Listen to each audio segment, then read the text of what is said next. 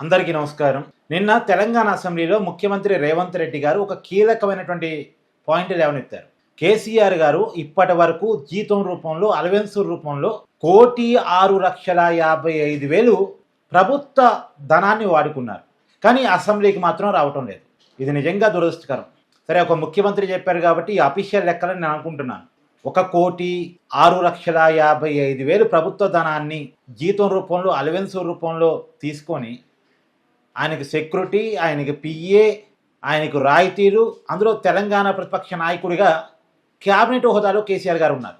ఆ హోదాని ఆయన వదులుకోవట్లేదు, అలాగని అసెంబ్లీకి రావట్లేదు.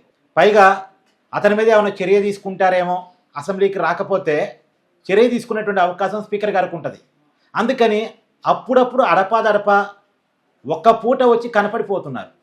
లేటెస్ట్గా కూడా కొన్ని నెలల క్రితం అసెంబ్లీకి కేసీఆర్ వచ్చి అలా వచ్చి వెంటనే వెళ్ళిపోయారు. కొద్దిగా ఇది నిజంగా కొంత బాధాకరం. ఒక ప్రతిపక్ష నాయకుడిగా ఉన్నప్పుడు, అంటే ముఖ్యమంత్రిగా ఉంటేనే అసెంబ్లీకి వస్తాను, సభా నాయకుడిగా ఉంటేనే నేను అసెంబ్లీని గౌరవిస్తాను అనేది కరెక్ట్ కాదు. లేదు, సభకి రావటం ఇష్టం లేదు అనుకున్నప్పుడు అపోజిషన్ లీడర్ పదవిని వదులుకోవాలి, ఎమ్మెల్యే పదవికి రాజీనామా చేయాలి. అతను అసెంబ్లీ సభ్యుడిగా లేడనుకోండి, అసెంబ్లీకి రమ్మని మనం అడగంగా ఆయన అసెంబ్లీ సభ్యుడిగా ఉన్నాడు, పైగా ప్రతిపక్ష నాయకుడు హోదాలో ఉన్నాడు. ప్రతిపక్ష నాయకుడు హోదా అంటే ఈక్వల్ టు క్యాబినెట్ మినిస్టర్ హోదా. మరి ఆ స్థాయిలో ఉండి ఆ స్థాయిని మళ్ళీ నాకే కావాలని తీసుకుంటూ ప్రభుత్వ ధనాన్ని వాడుకుంటూ అసెంబ్లీకి మాత్రం రాకపోవటం మాత్రం దురదృష్టకరం. సో మంచిని మంచిగానే చెప్పుకోవాలి, చెడుని చెడుగానే చెప్పుకోవాలి. కేసీఆర్ చేస్తున్న ఈ పని మాత్రం ఏమాత్రం కరెక్ట్ కాదు. మీరు కూడా మీ కామెంట్ని చెప్పేటువంటి ప్రయత్నం చేయండి. నిజానికి కేసీఆర్ కనుక వస్తే అసెంబ్లీ నెక్స్ట్ లెవెల్లో ఉంటుంది. కేసీఆర్ వర్సెస్ రేవంత్ రెడ్డి. ఎందుకంటే కేటీఆర్ని, హరీష్ రావుని అంటే రేవంత్ రెడ్డి గదమాయించగలడు, గద్దించగలడు, గట్టిగా మాట్లాడగలడు. కానీ కేసీఆర్ వస్తే డిఫరెంట్గా ఉంటుంది. కేసీఆర్కి ప్రతి విషయం మీద సమగ్రమైన అవగాహన ఉంటుంది, పైగా అనుభవం ఉంది. అందులో కేసీఆర్ మాటకారితనం వేరు, ఆకట్టుకునేలా, అర్థమయ్యేలా ఉంటుంది. సో అప్పుడు ఖచ్చితంగా ప్రభుత్వం కూడా ఒళ్ళు దగ్గర పెట్టుకుంటుంది.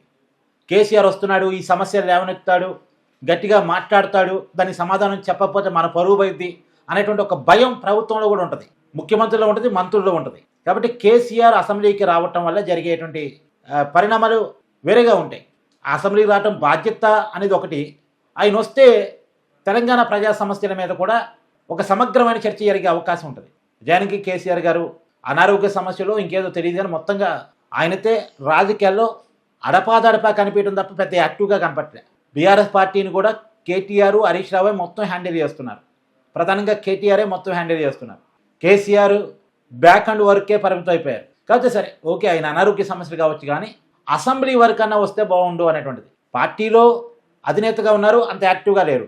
గజ్వేల్ ఎమ్మెల్యేగా పెద్ద యాక్టివ్గా లేరు. అక్కడికి అసలు ఆ నియోజకవర్గానికి కేసీఆర్ ఒక్కసారైనా ఈ మధ్యకాలం వెళ్ళారంటే వెళ్ళలేదు. పైగా ఇప్పుడు అసెంబ్లీకి రాకపోవడం. దీని మీద మీ అభిప్రాయాన్ని కూడా కామెంట్ చేయండి.